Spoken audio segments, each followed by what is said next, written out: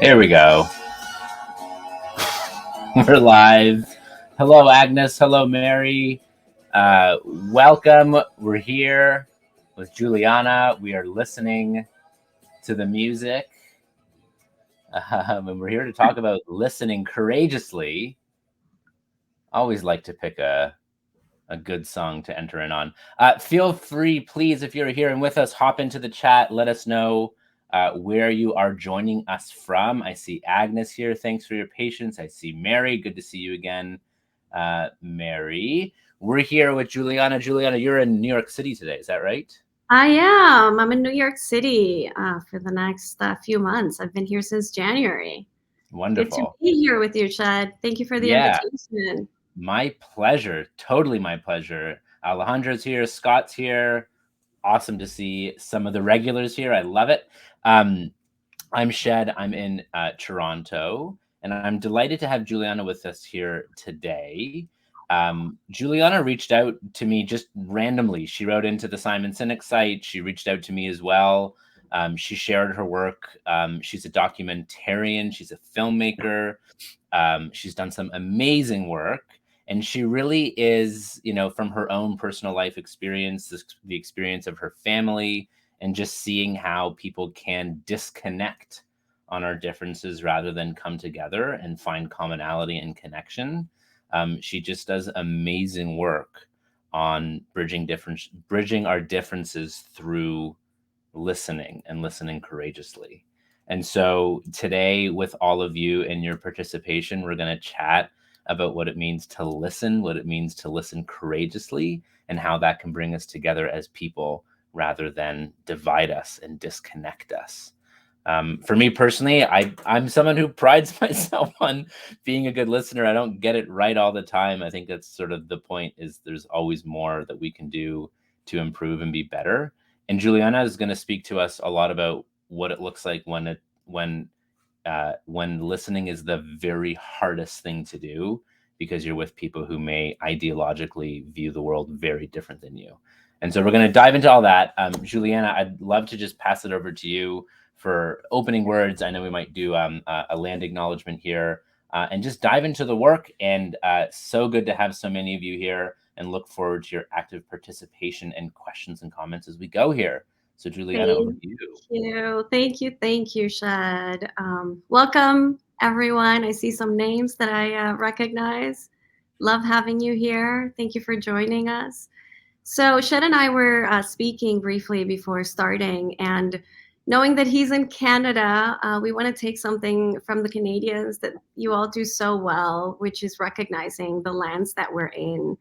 So just wanted to say that Shed and I acknowledge that we are gathered on treaty lands that are steeped in rich Indigenous history and traditions, and recognizing that we are meeting remotely and therefore not gathered together in person, and that we are across multiple territories all throughout North America.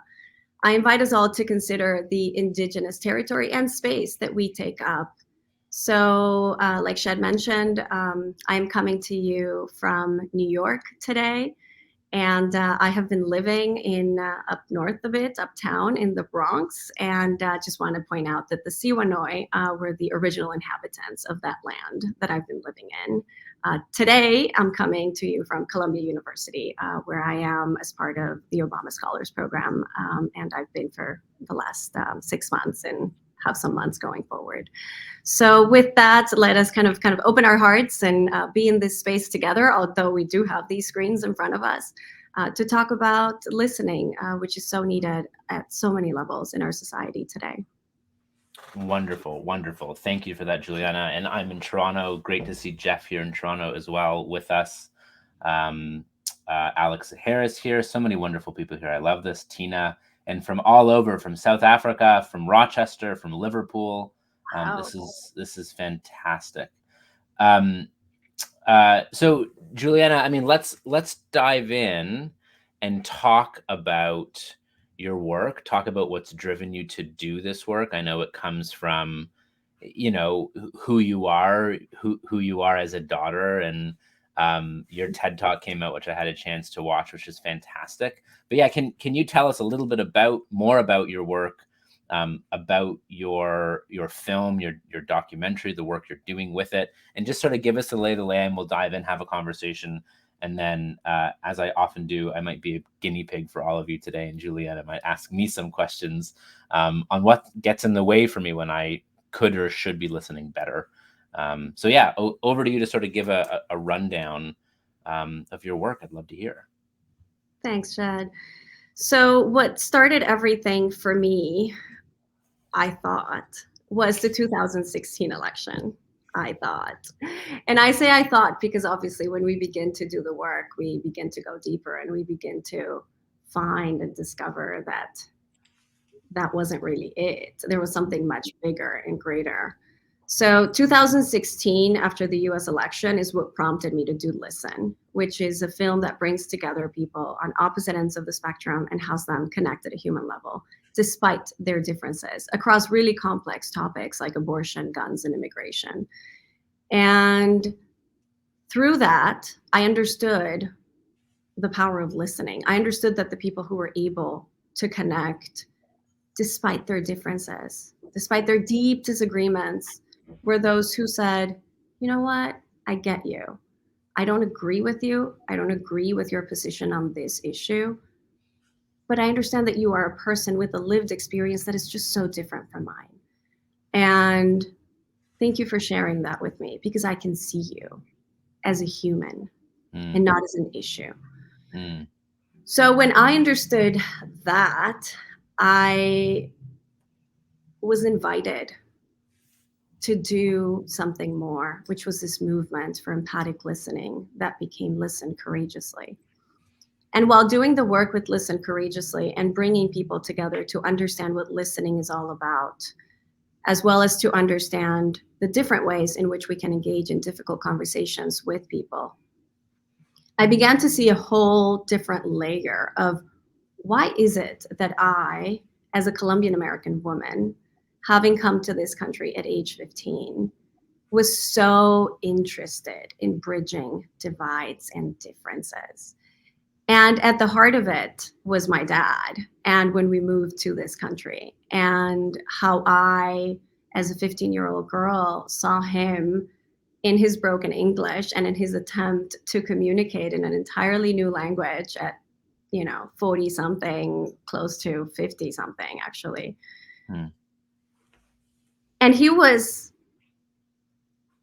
my idol in so many ways. He was someone who was such a wise man and I respected in so many ways. And to see that struggle, which, I've come to realize perhaps for him, it was just nothing. Perhaps it was just the way of living and being and coming to terms with a whole different identity. But because I spoke English and because I understood the position of being an us and also a them in the US context, it was hurtful. It was to see him being considered like he was not part of us, right? Yeah. And in a way, he wasn't. And he didn't really care. I mean, he came here with a mission and thankfully it was accomplished and gave us like a whole different set of circumstances, as did my mom, who was like the anchor for this move to begin with.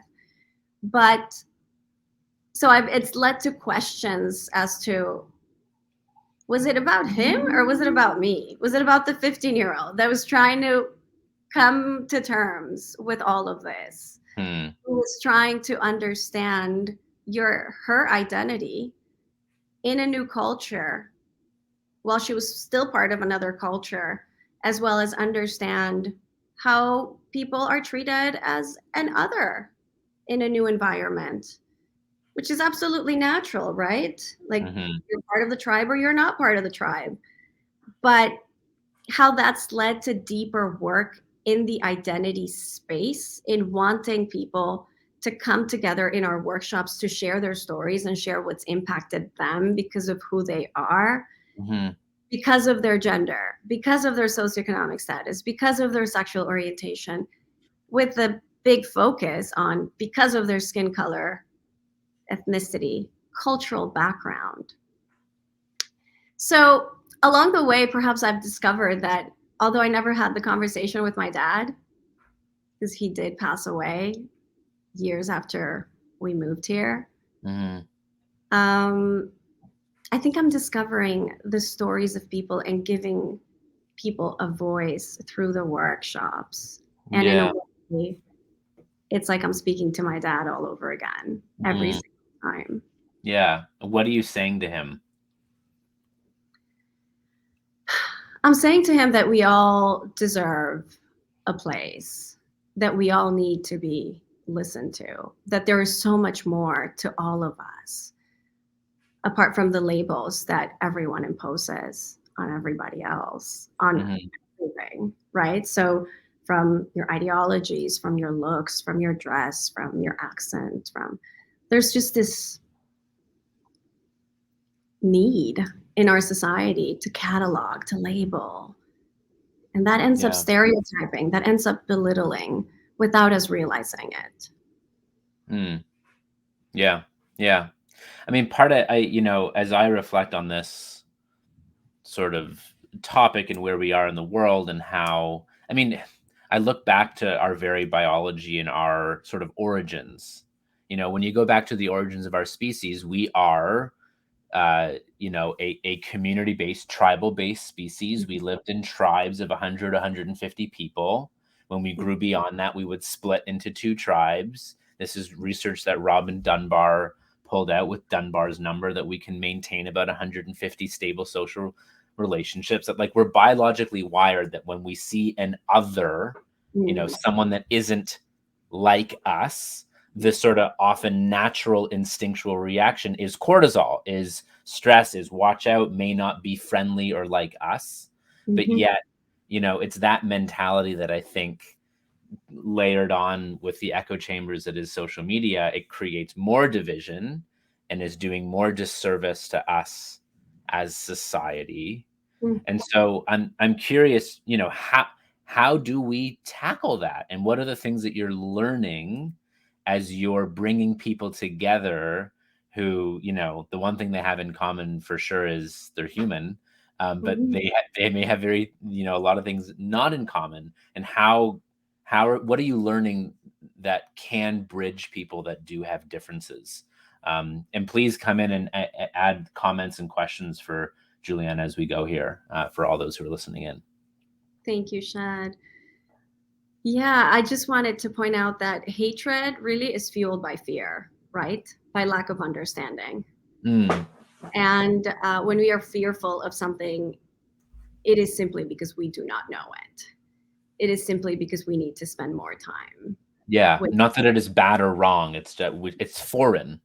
Exactly. It's foreign. So, also, no judgment to those who initially are fearful of something that is different from them, right? Mhm. Like, this is like, to do this work, we must be so forgiving of others and also of ourselves for having othered. Because, like you said, it is a natural part of the human experience. So, forgiving ourselves and reframing the narrative, reframing how is it that you're seeing people when you see Mhm. them, Mhm. because you have the choice of seeing people differently. And if you haven't had the chance of interacting with someone who's different, seek those opportunities, Mhm. right? So, funny, I'll go back to an anecdote of my dad, because once when we were driving past the bus stop full of people, he pointed out that each of us have a story, each of us is our own universe. And as I was trying to understand how is it that I can bring people together, that was it. So Mm. the answer came from the person in my life who I felt was othered, right? Mm. And Oh, that's good. I had to go back there to find the inspiration to pursue stories, because that's where it's at for me. And with the work that we're doing, it's story centered. It doesn't matter who you are, where you come from, what you've been through. Once you share where you stand on a position, once you share why, and you give us that really privilege of getting to know you because you're being vulnerable and you're exposing something about yourself that is deep and important to you. Mm-hmm. We connect with you. It doesn't matter. We will disagree. This is not about changing people's opinions on anything. Yeah. This is not about changing who people are. We cannot do that. I mean, we Mm. may try to do that. Maybe that's the next stage for someone else, right? The Yep. work that I do is work at the, I don't want it to sound cliche, but at the heart level, it's heart centered conversations that lead to understanding. It's individual work. It's work that starts with us so that our interpersonal relationships improve and that, maybe those seeds that we're planting in ourselves and in others are sparking change at the grander institutional cultural level. But Yeah. it's really work that is centered here. And it's work about recognizing who we are, who people are, and whether we can open ourselves up, open up Yeah. some room there for us to engage in conversation. Yeah. So in the film you made, I know you brought two people together with opposing views on abortion, guns, and immigration, correct? Correct. And these were people who were coming together willingly and knowingly that they're meeting with someone on the opposite end of the spectrum. Is this correct as well? Yes, that's correct as well. With a seemingly openness to want to hear the perspective of another to see if they might find common ground. Like this was the intent, yes? I never told them you're going to find common ground. I told them, let's see what happens when we bring you two together on opposite ends and you simply engage in deep conversation and getting to know each other. The Mm-hmm. common ground was like, maybe that happens, but clearly I wasn't inviting them to do that because I think that would have been too big of an ask, Yeah. especially because of the people who I brought in to participate in the film, who were people who just didn't only have positions on these issues. There were people whose lives were intricately connected to these issues, And who were impacted by. activists, exactly, impacted by, and who were also activists for the causes that they represented. Mm-hmm. So telling them, oh, just come together, we'll have some common ground. At the end of it, it wasn't a promise that I could necessarily fulfill, right? I didn't Yeah. know. It was a social experiment. Yeah. It was an experiment, but it was knowingly bringing activists on either side of the spectrum, and two out of the three of them Hmm. actually engaged in healthy conversation. Their opinions or ideology didn't change, but the end result for two of three of them could say, after hearing your story, after the human in me can see the human in you, I can understand where you're coming from and appreciate your view. I know one of them, and I believe it was the two who spoke on immigration couldn't. Like Mhm. the one of them just literally had to step away because they just couldn't do it. Um, but yeah, I mean, just comments on that because I mean, I haven't watched the film end to end, but I did watch just those clips and those highlights that you've shared with me, and just remarkable and incredible. It makes me think of some other work that I'll share, but just comments on that. Thank you, Shad. Yeah. Well, I think it was important for the people who went through the experience and had the heart to heart, you know what? I don't agree with you, but I get you. Mm, That they were able to validate someone's experience and still disagree with them. They were validating the experience, not yes. their opinion on the issue, right?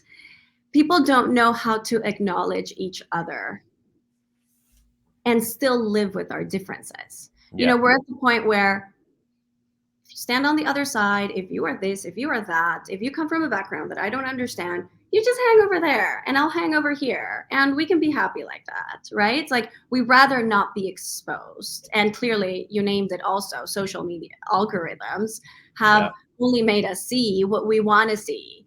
And because we are humans, we are only surrounding ourselves with people who think and look exactly like we do, right? So this is about recognizing that, knowing that this is how we've been as a society. I can't say everyone, but Hmm. certainly a lot of us naturally feel attracted to people who are like us. Sure. So recognizing, let's take a step, let's get out of that comfort zone. Let's engage in, genuine, curious conversation with someone who is different from me. So Yep. it requires leading with curiosity and being open to the fact that there may be discovery, right? Mm. From that Mm. curiosity, because you can be curious and then shut down, right? If you're not Yep. really aiming to know more, if you're not asking questions to Mm. really try to understand why. Why is it that this person believes what they believe at the belief level, right? Yep. At the level of who we are as people, it's truly about having someone see you, right? And at Listen Courageously, we talk a lot about, what is required for empathic listening, and I can go through a few of those. But the first premise is, if someone is denying your existence, and if respect isn't present, you're clearly not going to engage in that conversation, Yep. Yep. right? So we start off with that premise, a recognition of your existence and respect. Then we can move towards a conversation where we're being curious and listening courageously, because those things are met. So I Yep. just want to throw that out there as we start off, because we do get lots of questions of, how do I engage with someone who's a KKK member or others, right? Yep. And I mean, I highly doubt that the acknowledgement of someone else's existence is going to be there, as well as the respect and the willingness to be in conversation with you. And you're certainly not going to put yourself in harm's way, whether that's physical or emotional. Yep. Yep. Well, and I love that. I love you point to curiosity, and questions are the gateway to curiosity, with a genuine desire to learn, and say, you hold views and I care about you enough as a fellow human being to understand why you hold those views. If you aren't Mhm. willing to do that, I don't think we can have courageous listening and empathy as an output from that. Um, yeah. You also make me think, I'm sure you're familiar with Dia Khan and her work. Yeah. So Dia Khan, a fellow documentarian, Muslim woman, I believe she's based out of the UK, and she was social media attacked from alt-right. And so as a documentarian, she went, okay, I'm going to go meet the enemy. And she made this amazing, brilliant um, uh, film that I recommend everyone checks out. And if anyone wants to find it, Dia Khan, Meeting the Enemy, and you can drop it into the chat here. But she went to go meet essentially the KKK, and the first rally that she met them at was in Charlottesville, Mhm. which was what, summer of 2017, I believe. Mhm. And so and what she ended up doing is she developed genuine friendships with very senior leaders within the white nationalist party, or white nationalists, and she literally turned a couple of them, because I find, Juliana, so often people who there's racism or hatred have zero relationship with the Mhm. very people that they hate. Exactly. And then when Dia went and developed genuine friendships and relationships with these people who had an ideology that I'm supposed to hate you, and she literally, there were a couple of them that said, I can no, like, you're a better friend to me than I've had, or these people that I refer to as brothers and sisters. Mhm. Mhm. So that's one that comes to mind. Yeah. Yeah. I wanted to mention that I really appreciate what she did, because in a way, you have to humanize your opponent or they continue to have power over you. Mm. And You have I to, know that, let's repeat that. You have to humanize your opponent. or they continue to have power over you. Wow. Okay. The Yep. only way for you Mm. to free yourself from that relationship is to humanize them, is to Yeah. get to know them. Yeah. And I know it's really hard for a lot of people who are in marginalized positions to put themselves in a situation where they can do that. So it's not for everyone. And it's okay to recognize when you're not that person, or you don't feel like doing it today, tomorrow, next month, next year. Maybe you want to do some deeper work and, clear some stuff and deal with pain that you have before you can do that. Mm. Obviously, that's the next step, right? Then the step of literally speaking to your oppressor is difficult. It requires a lot of work. Yeah. Yeah. Yep. And it But and yeah, I just wanted to say, Shed, I remembered something else, that mhm. when you allow people to recognize that maybe they didn't know you and maybe they were judging you, after people have regretted doing that, then we can move to a space of healing. Then we can move to a space of, okay, we've come to terms, we've seen heart to heart, eye to eye. Can we begin a process of reconciliation? Mm. So Mm. I know a lot of people have issue with, oh, but it's, the oppressed that has to do the work, and we always have to do the work, and I'm with them. And we're not doing that work still, or yet, at Yep. least courageously.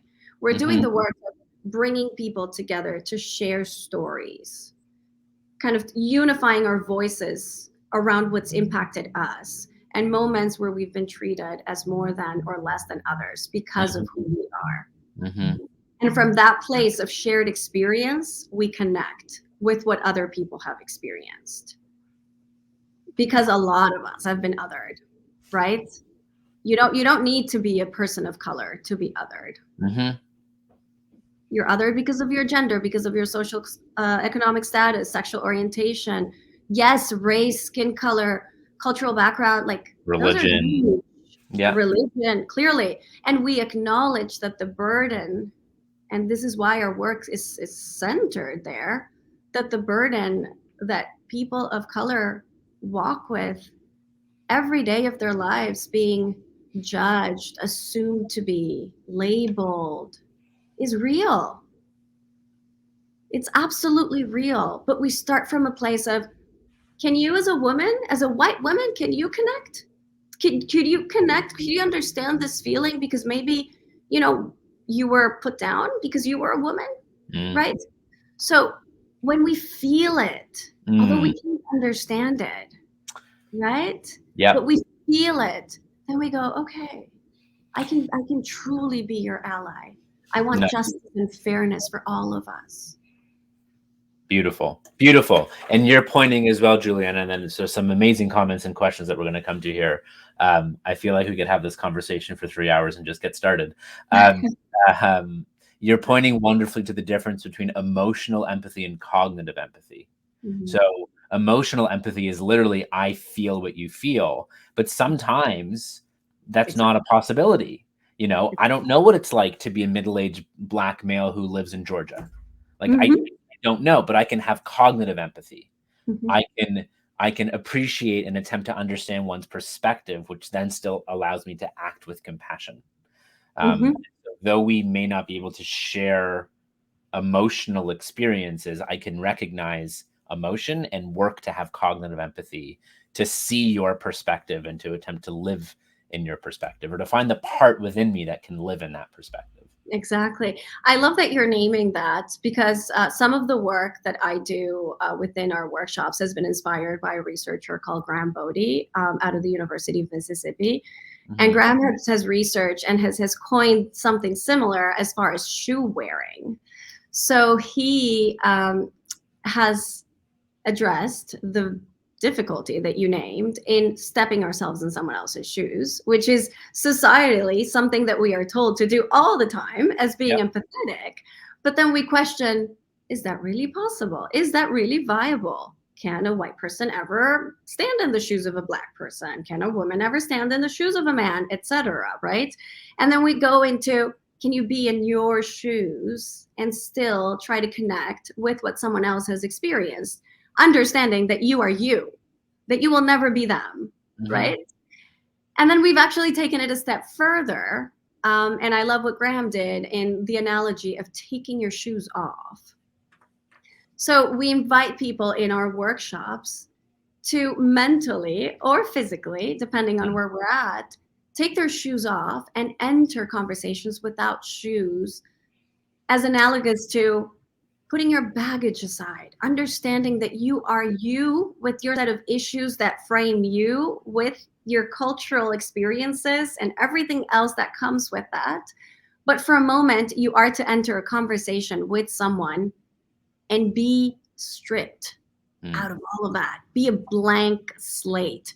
Ask questions, be curious, and let yourself learn something from this person because you're purely listening. And what that does to you, I've like analyzed it further and maybe, add a little bit of spirituality to it, but it strips you from believing that you are your beliefs. mm, mm, And when someone disagrees with you, it's not a threat to your existence that they're disagreeing with you because you are not your beliefs. nice.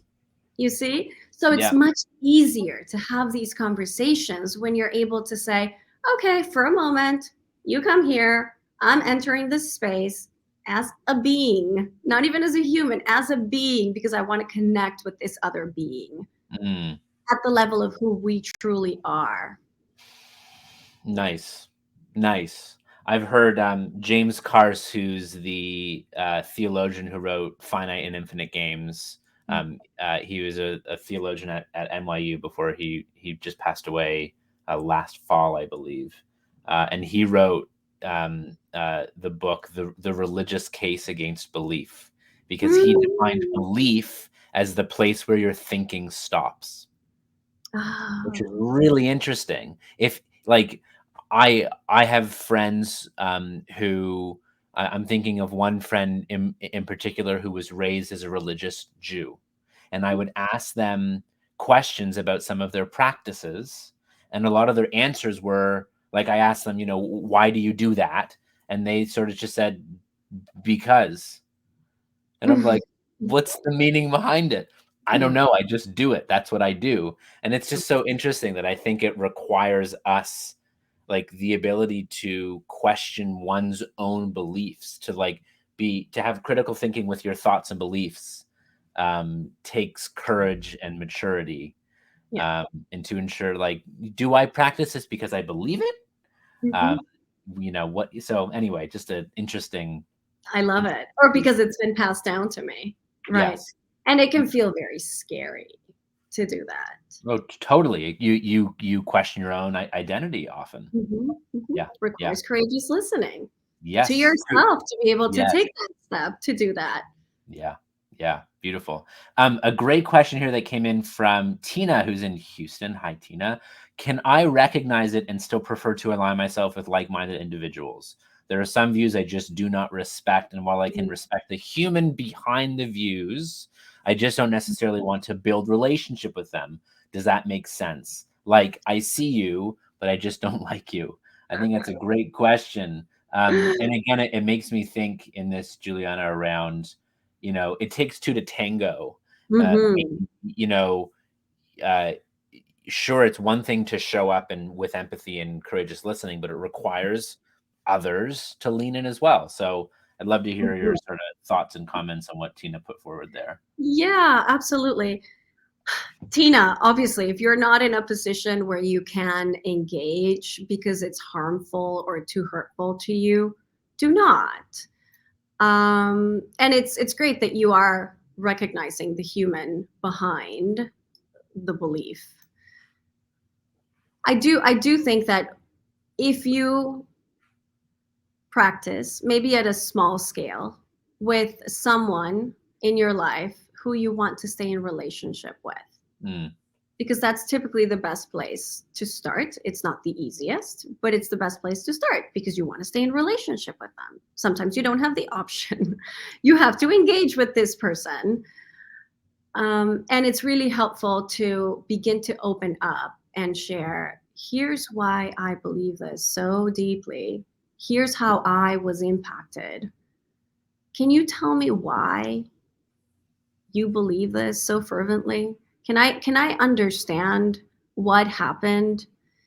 And even if there's no agreement, just the coming together of two parts with two individual stories that are sharing openly, mm, I fully believe that that will provide so much relief. So even if it's not about them, make it about you. mm.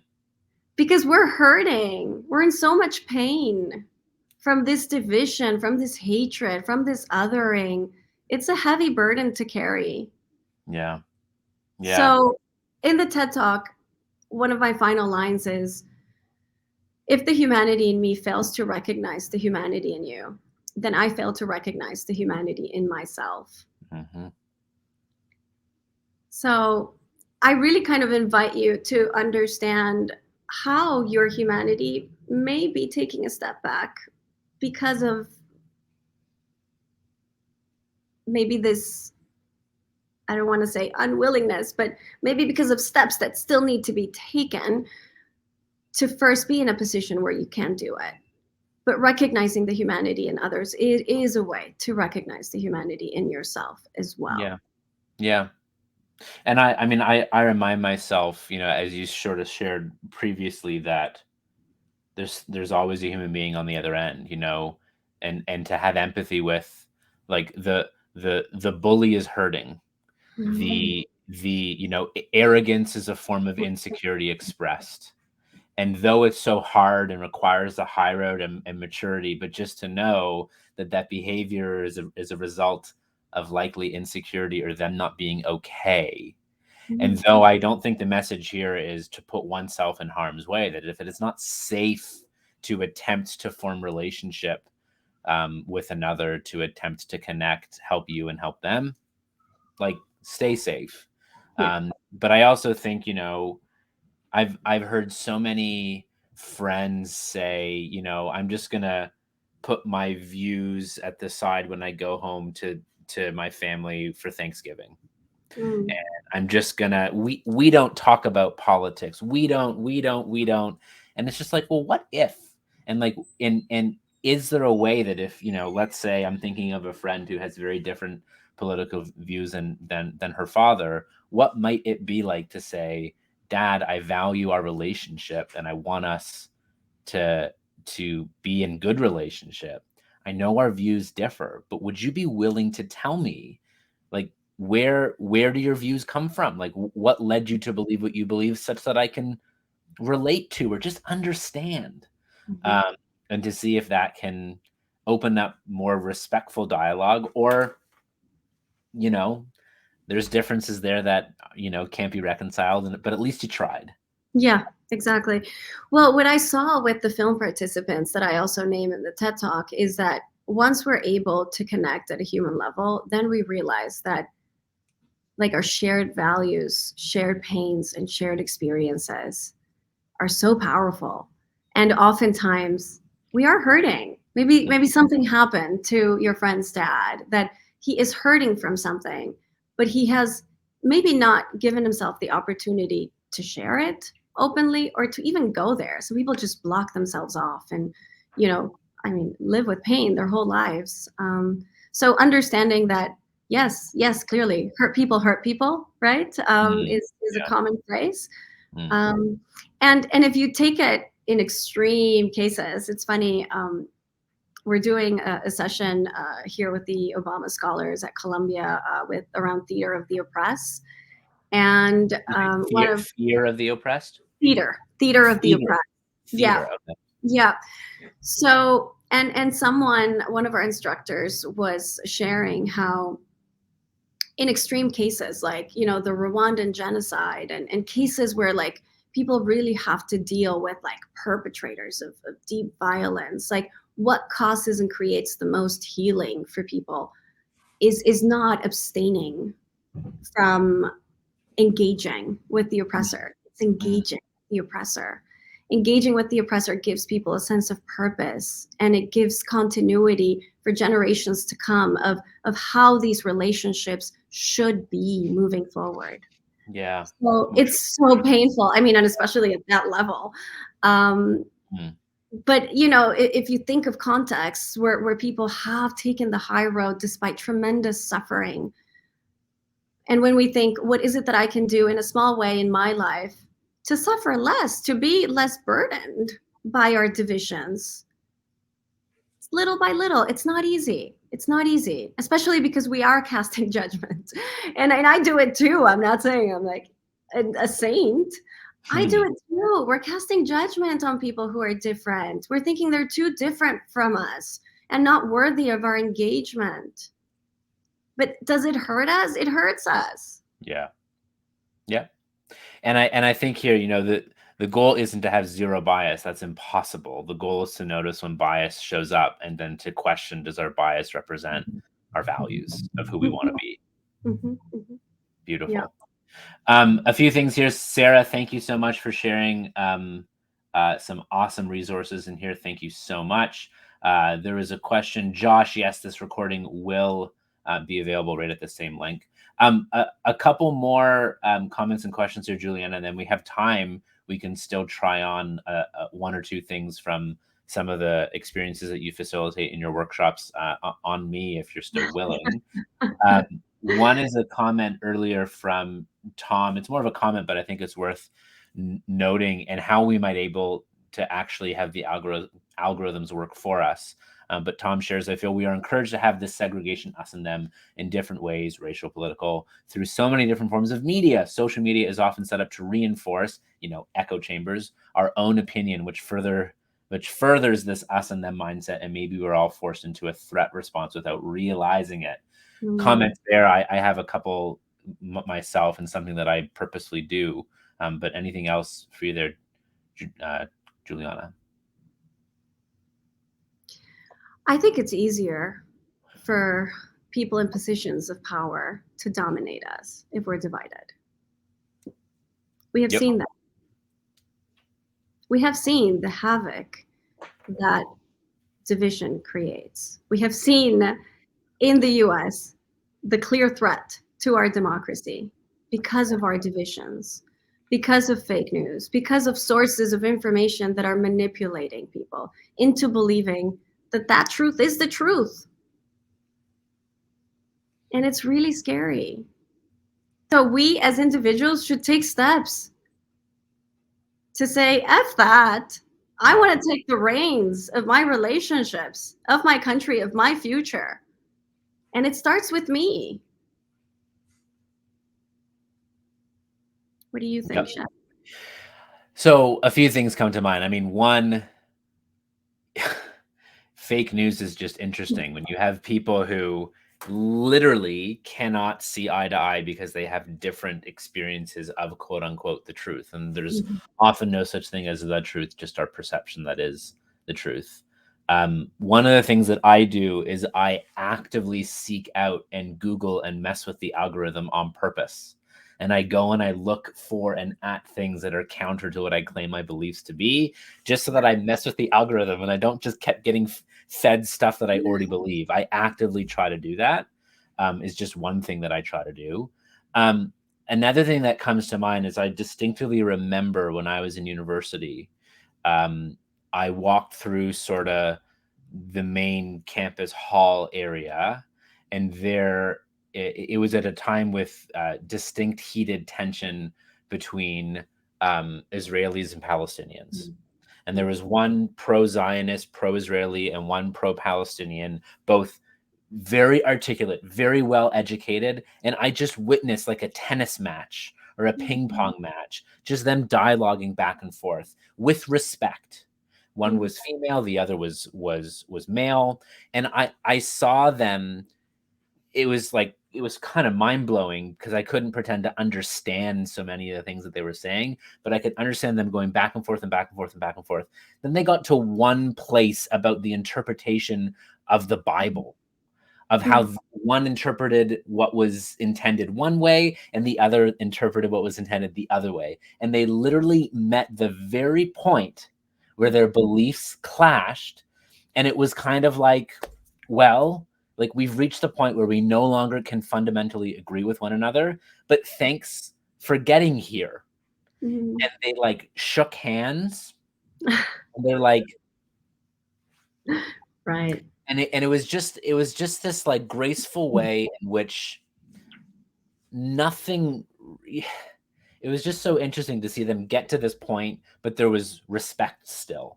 And though they disagreed, it was like, well, that's your view and you're entitled to it. That's your view and you're entitled to it. And that's as far as we can go. But like maybe we can still be neighbors. No, Yeah. and I was both met with just awe of like the way that they were conversing, um, a little bit of disappointment that like they couldn't get to hear, but also hope that they could at least get to hear and at Mhm. least get to the place where like, well, that's your view and that's your view, and there's nothing more we can do here, but at least we got this far. Mm, Um, and it yeah. reminds it yeah. So I'd love to hear your comment, and then one other thing came to mind. Yeah, yeah.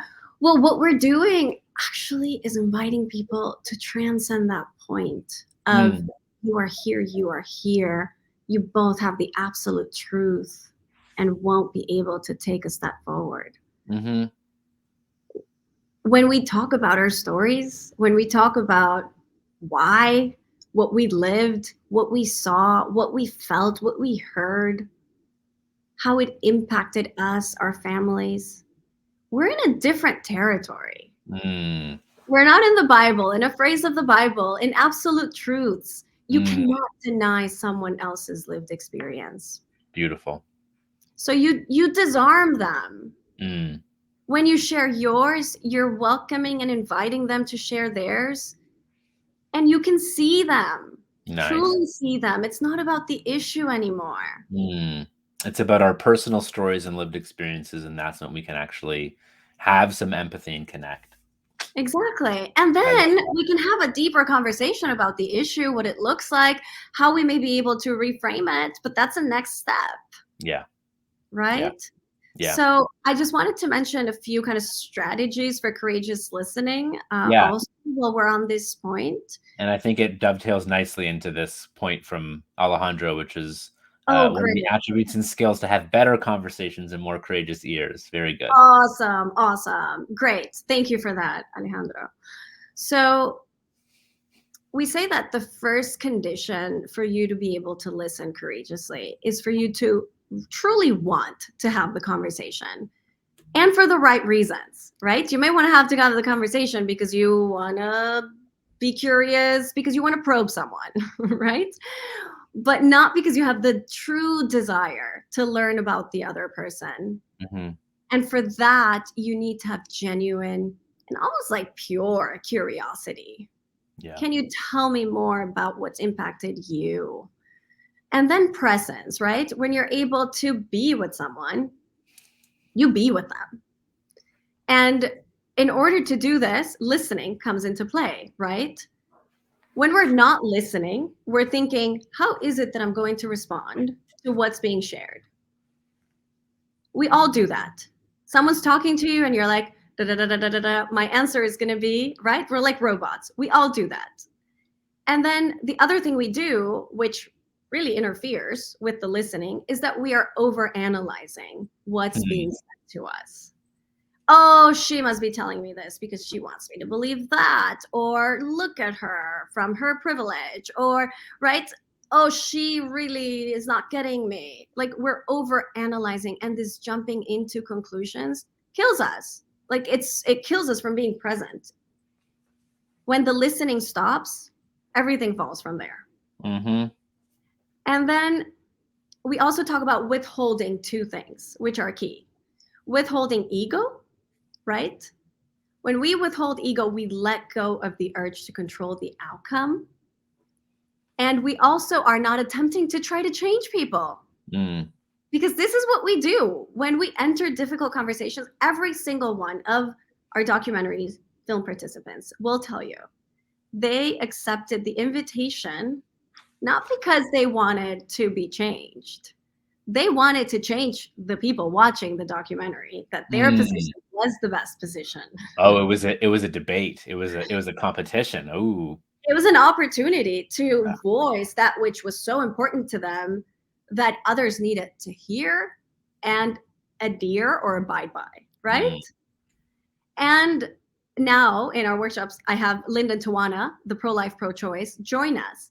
And what's so beautiful about what they share is that they ended up being changed. They ended up realizing that they were being judgmental and that extending the grace of, can you tell me more? Can I get to know you? Expanded them. Mm. It allowed them a perspective that they had never had the opportunity to have because they had never sat down with someone intentionally wanting to have a conversation. And how that's made them treat others who are different. It really has transformed them. Mm. And then withholding judgment, right? When you stop yourself from jumping into conclusions about who people are. We talked about that earlier. And it's difficult to do that. This is probably the hardest for a lot of us because then we don't want to engage. Why? Why engage? They must be this, they must be that. I am so morally opposed to what they believe. How can we connect? Why even try? So then we say that when we go into these difficult conversations wanting to be right or wanting to win, we're always losing. Yeah. The question is, what do we lose? Are we losing a portion of ourselves along Mm. the way? Are we losing that opportunity to discover? Are we losing the ability to forgive? To have peace and happiness, like internally, let Yes, alone externally. Yeah. yes. So I hope that was helpful, Alejandro. Thank you. Beautiful. Beautiful. There is the I kind of hate to bring it up just because it's a Heineken commercial, but there's a brilliant Heineken commercial as well where they essentially did something similar without people knowing, where Mhm. they brought people with opposing views to come build some IKEA thing and then invited them to have a beer together after they had this experience building something together, and then it was revealed to them that they had opposing views and they were invited to have a drink and discuss their opposing views. And at least I believe in what they showed, everyone, willingly sat down and had a conversation and connected, but it's a different way of sort of doing what you did without people knowing, which I thought was an interesting way to do it. It's also, I mean, it serves as a way to engage with someone who's different from you, doing something that is completely non-threatening, that will get you to see them first as people, and then connecting on that premise and engaging in different dialogue or in dialogue that is harder. So I've heard that a lot too, for understanding and even having people who are unwilling to engage in conversation, like engaging them in a community activity, where you can do something together and connect on how you're helping the community with something, a specific Mhm. project. And then all of a sudden they know someone who's different from their circle who can talk about things that are different. I mean, this is all about expanding our circle of connection and our circle of regard for others. Beautiful, beautiful. Well, we're nearly at the hour here, Juliana. Anything else you wanted to cover or do before we say goodbye for now? Well, I think you really truly deep down want to be a guinea pig, don't you? Sure, let's do it. I love it.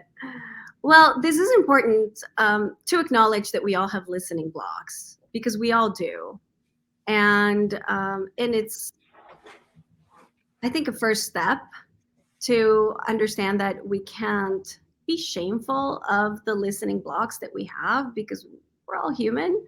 So also it's part of the forgiveness process of understanding yourself.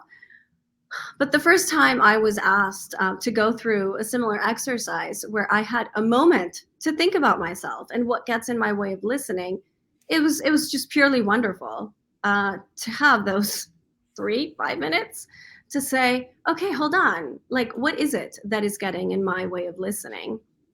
So let me pull up, or I'll pull it up. Why not? I'll just share screen. Well, maybe not. I'll just talk about it since we're like 2 minutes out. Um, so there's a little framework that we devised for empathic listening called the LOVE framework, LOVE, right? And it invites you to listen to the answer, the L, when you ask yourself the question, what gets in your way of listening? Hmm. And then you observe what comes up for you. So this can be anything from I am an overanalyzer, I get easily distracted, I like to interrogate or question things, I am more guarded and less trusting, I am more defiant and reactive, right? And the list goes on. These are just a few of the things that may come up for you. Hmm. And then you visualize it and you feel it, acknowledge it, let the shame go. And then you put an action or a memory in place when you get to the E, which is envision a way forward. So once you are mindful of your block, then you think of strategies to address it and stories of things that have happened to you, moments, experiences of perhaps conversations that didn't go like you expected and serve as a cautionary tale of, I don't want that to happen again, are really meaningful for this kind of work. So I'll start off with you. Mhm. So when you listen to yourself and ask yourself, what gets in my way of listening? What comes up for you? What do you observe? So I wrote down 3 things. So, one, when I'm sitting on the couch with my wife and I'm in the middle of doing something, work or otherwise, and she just starts talking and I'm like, "Wait, like, I'm in." That's one. Um, I definitely will be one who thinks of the next brilliant thing to say or question to ask, which is something I really have to manage, especially in this setting. Um, and as well, I really love part of my superpower is helping people find words that match their feelings and ideas. And so sometimes I will, when people are struggling to find a word, I'll give them the word. And Mhm. sometimes it's really helpful in what they're looking for. And other times it cuts them off or I miss the boat. Mm. Those are a few that come up. Wow, those are all deep. Thank you so much for sharing. So, in a way, like putting words into people's mouths and what that can represent stands up and kind of I want to elevate that um, because you're listening clearly when you're doing that. So thank you for that vulnerability and sharing. And I really love what you said about your wife and how sometimes she talks to you and you're just not in the right moment or frame of mind. And I want to tell you that that's absolutely normal and that better.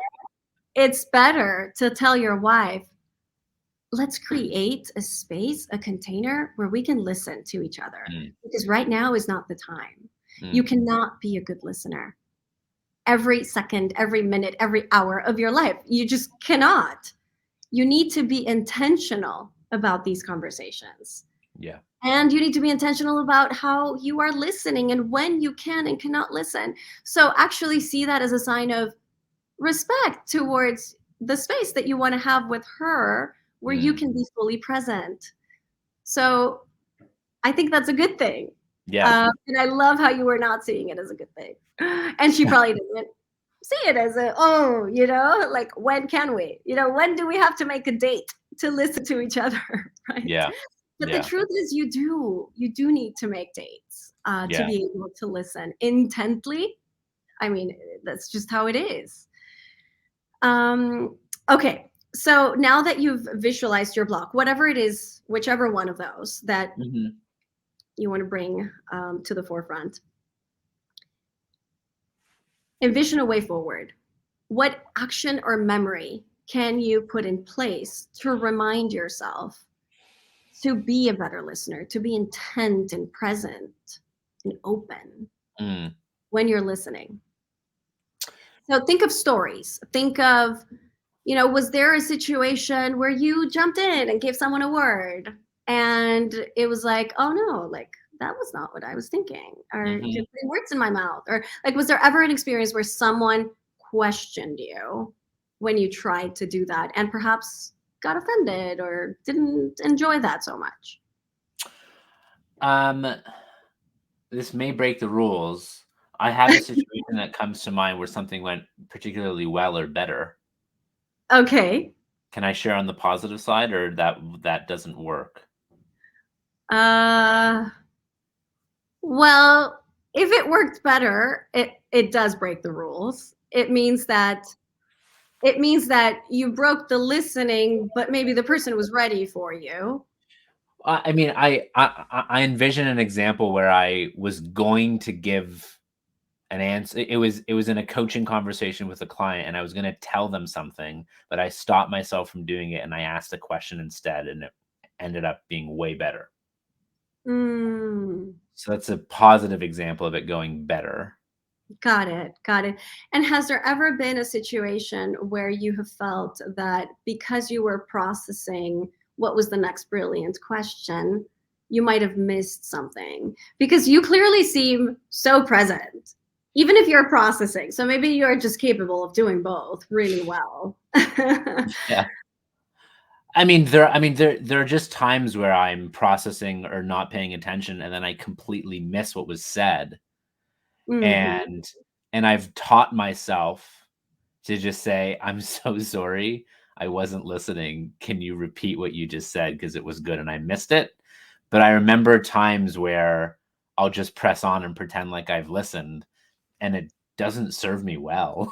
Like I miss stuff. So I've trained myself to just be willing to look to be silly and say, "I'm so sorry. I didn't hear what you just said. Can you repeat it?" Right. Right. And it's funny because not hearing what you just said is not the same as I didn't listen. Yeah. Right? Not hearing is like, oh, you had an audio glitch, or oh, your sound was muffled. But I didn't listen is like, Yeah. I was I too wasn't busy. listening. Yeah. I was too busy thinking what I was going to respond because I wanted to look smart. Yeah. Or looking Right. at the next thing on my computer or phone or whatever it might be. Exactly. Exactly. Or I have this responsibility to keep the conversation moving forward. Yeah, no, but I love that you have trained yourself to catch yourself in those moments and admit it. You know, we can't be great listeners all the time, No. and our heads move forward. And clearly, if you're in an interview situation, you need to be thinking what the next question is. But the great awareness is knowing that while you do have a question and need to keep the conversation moving, to be able to zoop, be present. I'm Mm. here. I'm with you. And I am allowing myself for the conversation to take me elsewhere because I am with you, Mm. which you do so well. So I'm not trying to teach you how to do it, but that's it. That's the feeling. It's this connecting with what's being said because you're fully present instead of with an agenda to move us forward. Yeah. And even with and I know we're at time here, but even with my wife, when she just starts talking, I'll be like, "Pause." Like, I literally am not or cannot listen. Like, give me a minute That's or great. 1 moment, and it's so hard when you're sitting on the couch as opposed to on a walk or out for dinner or something, which has been fewer and harder with pandemic and 2 young kids. But yeah, I Mm. wonder, there has to be science. Like, my best conversations are not when I'm looking eye to eye with someone. It's when we're in the car or walking shoulder to shoulder is when I find the best conversations happen. So I love that. You know, research was just released that going for a walk with someone is the best way to alleviate the tension and engage in difficult conversations. It's like yep. if you want to solve a difficult conversation, be in movement. So you're Yeah. onto something. Yeah. You're backed It's by both research.